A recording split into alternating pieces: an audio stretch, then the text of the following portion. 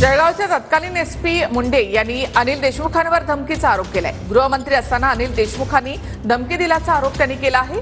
गिरीश महाजन प्रकरणामध्ये एफआयआर दाखल करण्यासाठी म्हणून अनिल देशमुखांचा वारंवार फोन येत होता। त्यांनी धमकी दिल्याचा आरोप मुंडे यांनी केला आहे।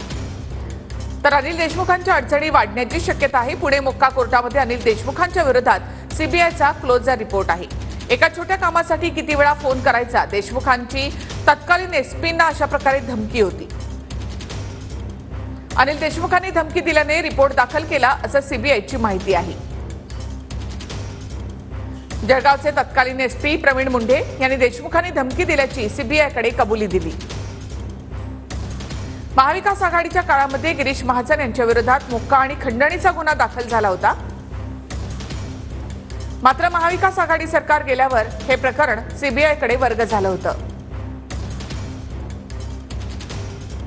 यावर प्रवीण मुंडे काय म्हणाले ते आपण पाहूया। तर विजय भास्करराव पाटील यांनी गिरीश महाजन यांच्या विरुद्ध तक्रार दिली होती।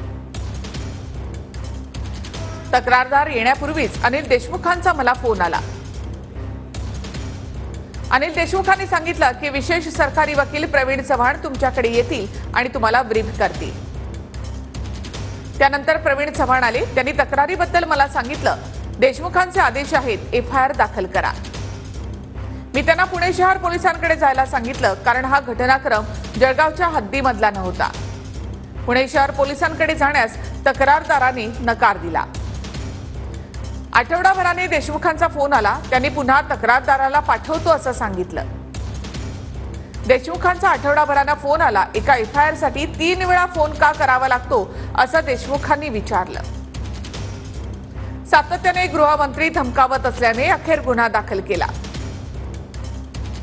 कोणतीही घाई नसताना 0 एफआयआर केवळ अनिल देशमुखांच्या दबावातून दाखल करण्यात आला। शिवाय 3 वर्ष यासाठी विलंब झालेला होता।